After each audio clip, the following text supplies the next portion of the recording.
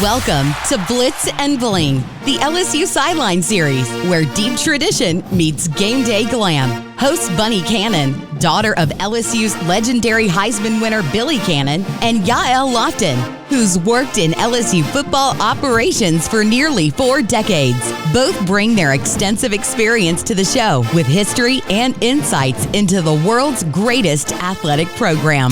You'll have a sideline seat to the most electrifying show in college football from 2 people who have been on the inside of the program since 1987. They'll talk to the coaches who've shaped dynasties, former players chasing greatness, the fans who bleed purple and gold, and the behind-the-scenes MVPs who make it all sparkle.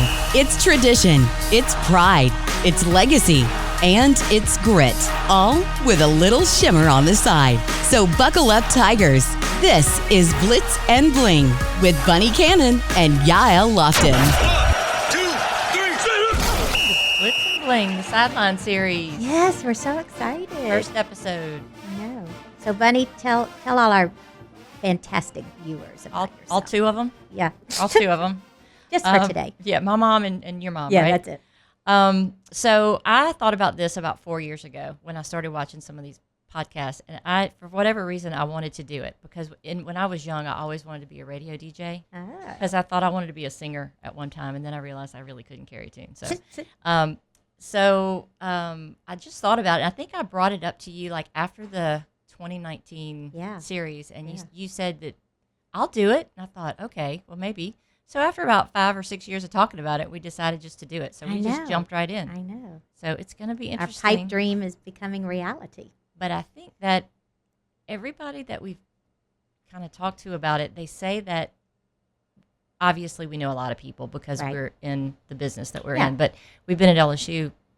I've been there almost 38 years. You've been there 38 years. Yeah, this is my 39th season. We're exactly the same age. Yep. Our birthdays are just a few days apart. A few days apart, actually. both Leos, which is kind of scary. Yeah. But yeah, so we're doing it live with the I'm bling. Excited. I'm excited. You know, when you after that 2019 just magical season we had, right? So I can remember us having that conversation and thinking, yeah, that's something we can do. And then we didn't really talk about it anymore. And then once a year we'd bring it back up. And then this past summer, we really started talking about it and reaching out to Gordy here with Guarantee. I didn't realize we were going to be the only girls, though. I know. You know, I didn't watch a lot of podcasts before, and the ones I've seen were all men just talking about football all the time, and I get enough of that at my office every day. So, but yeah, when I started kind of researching, I'm like, I don't think there's any other ladies that even remotely do anything like this. There's some, but they're like national. Oh, yeah, they're big time. Yeah, they talk about feelings and things like that. Yeah. And or they're on TV and they're all gorgeous and look like models and, you know. Yeah. And then there's us with our bling. That's right. That's right. I love our headphones you've blinged out our headphones I like for the us. Headphones too. So I'm tell excited. everybody, tell us what you've done over the last 30 years so that people understand why you have such a vast knowledge of LSU football. Okay, so how it all started was my senior year of high school. My brother actually worked in the football office.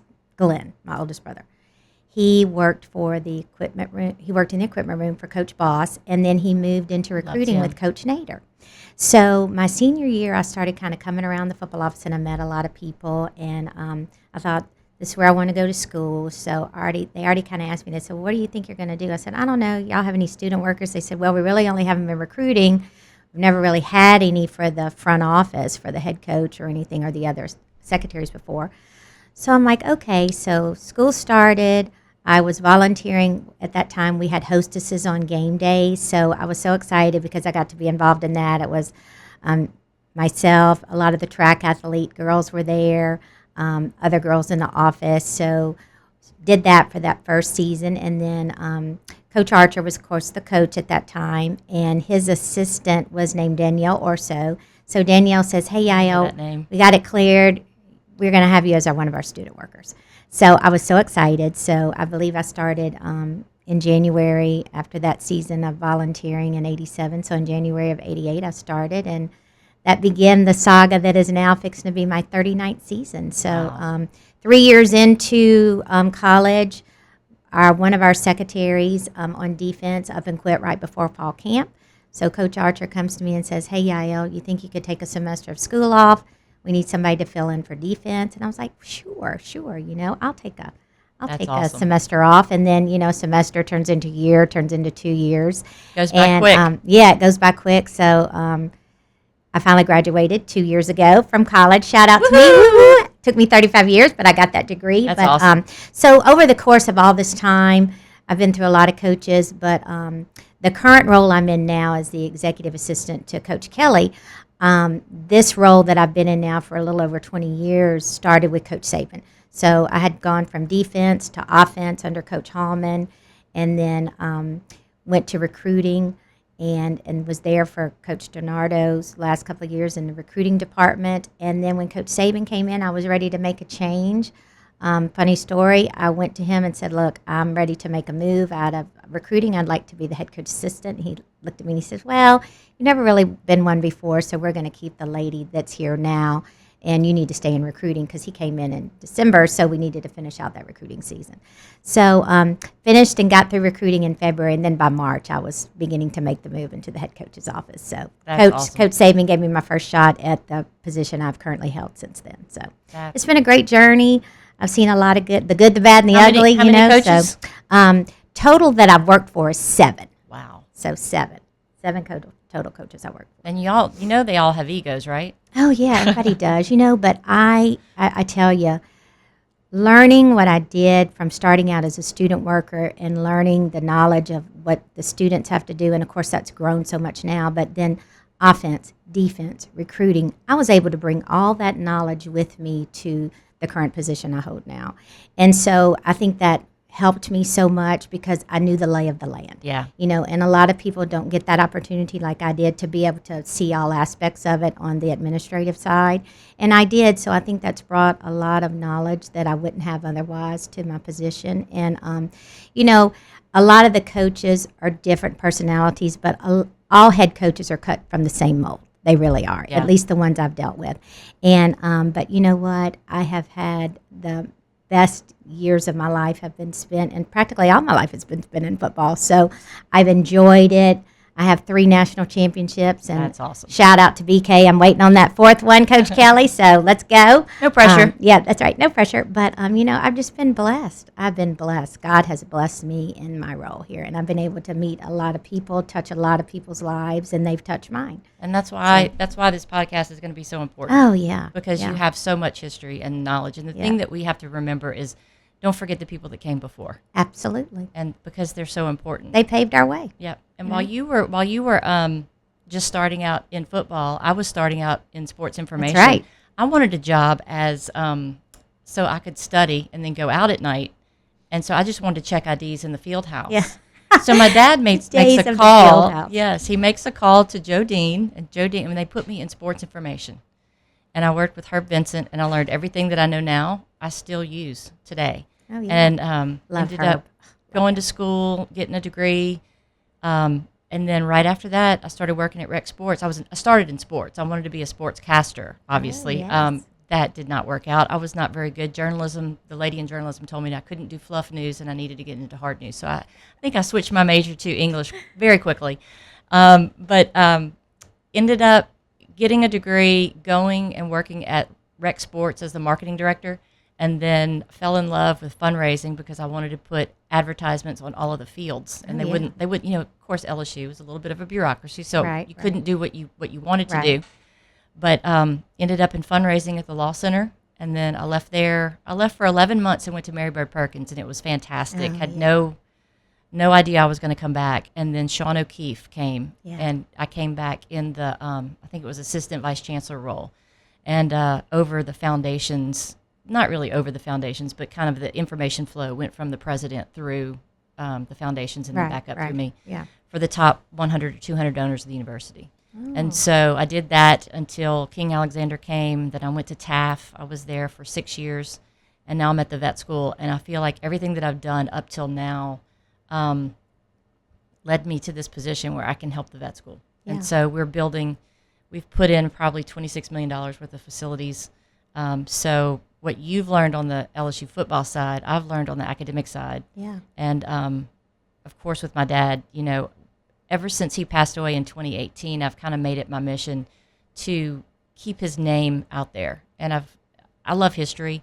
And so I'm a little bit of a historian and trying to remember the past without taking anything away from the kids that are there, because it's completely different. The game's different. Oh, yeah. LSU is different. But we couldn't be where we are now without those guys. Oh, absolutely. And so it's my mission in life to make sure he's remembered and really to get his true story out of everything that he did after the infamous 80s, which I'm sure we'll talk about at some point. But right. We just need to get the positive things about LSU out there. Right. And right. so that's why I'm excited about doing this. Good. I talked to your dad on the telephone for years when he was still doing dentistry at Angola. And he would call once a week. And, of course, I would always say, LSU Football, this is Yael. How can I help you?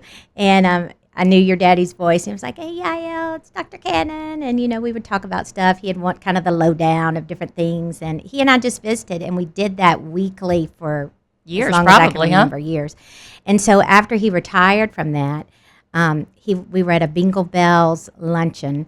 And I forget, he might have been sitting at Billy. Your mom and dad might have been sitting at Billy and Janice Guitro's table at that time. I think that's where they were.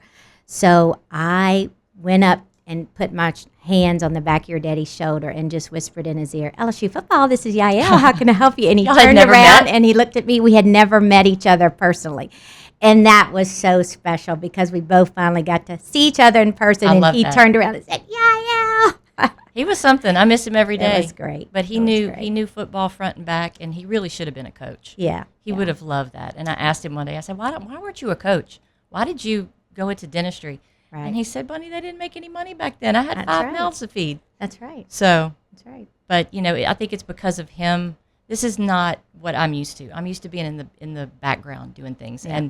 And because of him and after he died, making sure that people don't forget him, I put myself into positions that I normally wouldn't.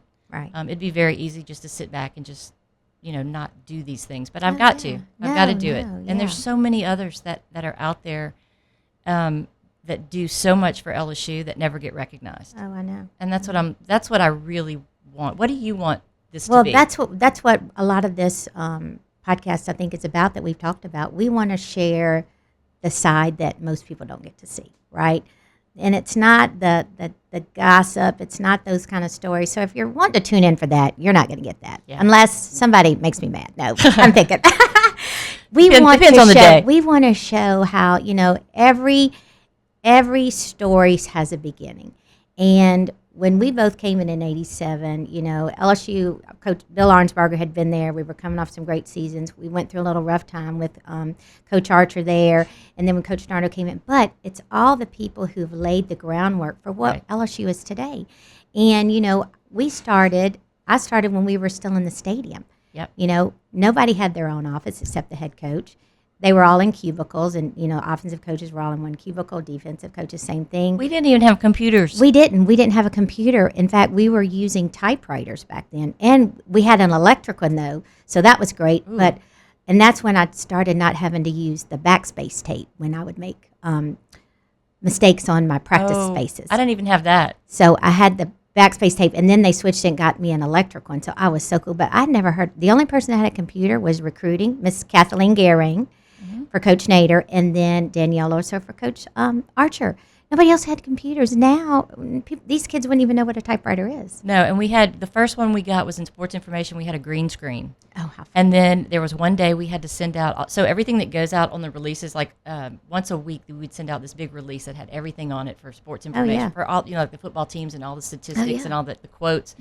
And we would have mailing day. And we would go, and we would have to mail out 120-something thousand mailers to people all over the country. Yeah.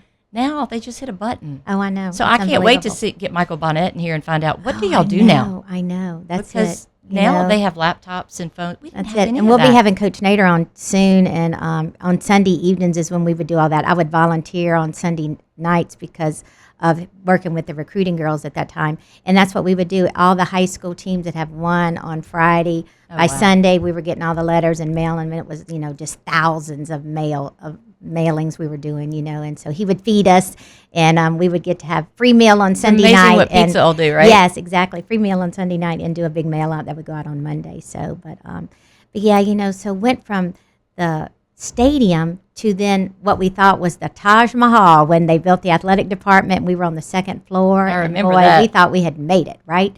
And now I look back at the second floor in the athletic department and go, I feel like I've gone from the outhouse to the penthouse. That's right. Now being in the football operations facility.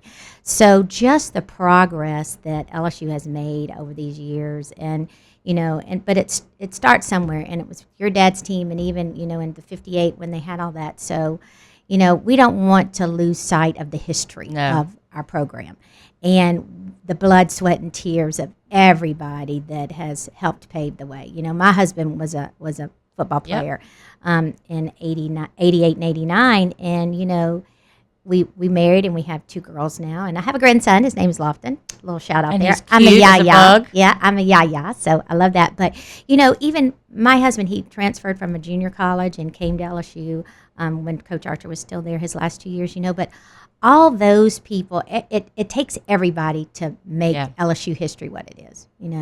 And I can remember Coach John Mitchell was one of our coaches back when Coach Archer was here, and he was on defense, and he used to say, he would call us the ladies of the gridiron. And every day when he walked out to practice, he'd say, let's go coach some ball. I love that. Ah, ladies of the gridiron, And it was so cool, just stories like that I remember of stuff. And, I wish I would have kept memoirs of things because as I get older, we're both, 56 now. Yep. My mind isn't as good. According to my children, I can't remember yesterday, but, it's but okay. as we do this, hopefully we'll last more than one episode. They won't cancel us after the first one. Please don't cancel. We'll be able to get all these people back on here. Oh, absolutely. And what people don't realize is that, we go to work every day and we work with the same people. Yeah. But if you look at over the last 30 years, there are so many people that never get a shout out. Never. The people that paint the field. Oh, yeah. The guy that does the tiger eye on the field. Oh, yeah. The guy that Miss I don't even know if she's there still, but Miss Minnie, who used to let the arm gate when they first went to Easy Street. Oh, yeah. She would say hello to everybody. Oh, she was so sweet. There's so many of our marshals that still work on game day that have been there since I started. Yep. It's crazy. And that's who we want to have on our show.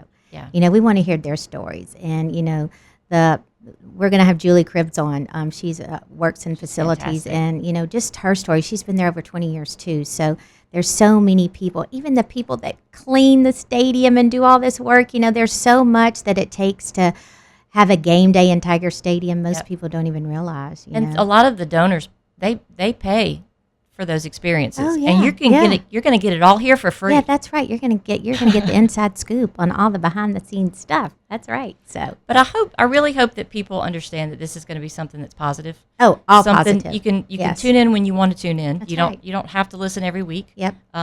There's not a continuation, but every story that you get is going to be uplifting. That's right. And like I said, you can go on CNN. You can see the world needs hope. Yep. The world Oh, needs some amen. good stories. Amen. But hopefully we'll be able to show all the great people that have been through LSU that has made it what it is today. And Absolutely. presidents and head coaches and chancellors, they are wonderful, wonderful people. But it's the people who are down in the trenches every day Oh, absolutely. that work at LSU because they're not going to become a millionaire working at LSU. That's right. They That's do right. it because they love it, and this That's is our right. school. And a lot of people have always asked me, how have you sustained going through all these coaches? Because the trend is now, and it's becoming more and more, a lot of coaches will bring in when they go to a different school, they'll take their people with them or their secretary, assistant. I don't still mind being called secretary, so that's okay. But, and I said, it's because my loyalty is to LSU and my school. So whoever sits in that chair in the head coach's office gets 150% of my loyalty because I love LSU that much. I get to know the people that are in that chair, and I love them all, and I enjoy my time with them. But I know that they're not. This is a stepping stone for them, and sometimes it's it's their end of their career, or however they want to do it, or retiring after that. But I have been able to be the mainstay, so I've enjoyed getting to know them, but knowing that I'm loyal to LSU. Right. So everything I do, they're going to get protected, and my loyalty because I love my school so much. Right. So I think the two of us can say we truly bleed purple and gold. Somebody asked me, We really do. one of the presidents was leaving and asked if I would consider going with them to, not anything recently, this was a long time ago. Yeah. If I would go to that school, and I said, I'm flattered, but I wouldn't put forth this much effort for any other school in the world. That's right. That's right. I know. We do what we do every day because of those 3 letters, That's right. LSU. That's right. That's right. And that's what we love. And so that's what we're going to continue to, Yeah. till the day I die. Me too. That's what we're going to A pump. lot of people keep asking me, when are you going to retire? Well, I don't really want to anytime soon. I guess I'll retire the day I don't enjoy it anymore. That's true. But I might be 75 and still blinging out We got my 10 more outfits national and- championships to win. Yeah, that's right. Between That's now right. and then. I want to be the only lady who has like the most championship rings that ever came through LSU football. Oh, that's cool. I might be that now. I don't know. I'll have to check it You out. probably are. I think so. So I have my dad's. I don't have it. It's not mine. It's part of it's everybody's in my family. Yeah. But we have his, and I don't have another ring, but I have a pendant. I got a pendant from the 2019 one. Well, you'll be honorary with me. I'll Okay. share mine with you. That sounds good. Yeah, I'll share mine with you. So Well, we are so excited about doing this podcast, and we just want everybody to tune in and listen to us. And we want to have a platform to where, if people have a question, they can, go to it. We're trying to get our Instagram stuff up and ready, and where you can ask questions. And I don't know how they subscribe, yes. but subscribe. We're going to figure that out. I think it's a YouTube channel, ESPN 104.5. I think it is. Yeah. Go. Just figure it out. Yeah. Ask a 12-year-old. Figure it Yeah. out. Ask your grandchild or your child, and they should be able to help you. Because we want as many subscribers as possible. You don't even have to Yes. watch. Just go subscribe. Yeah. Just go subscribe. And I don't even know how much it is, but we'll figure that out. I don't know. We're not getting paid for this. Are you getting paid? No. Okay. no, Well, this is no. for free, so we're No. good. Yeah, we're good.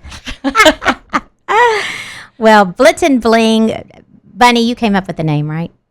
I can't remember. I Yeah, think you so. came up I with had the about name. 10 of them, though. and Yes. Some of them didn't make it very far. So we're always going to have some kind of sparkle. Our headphones are sparkled out now. We have these gorgeous 3 footballs on set with us. Bunnie made the 2 that are on the ends. Shameless plug. Yes, Bunnie is amazing. And the middle football is mine. Hello.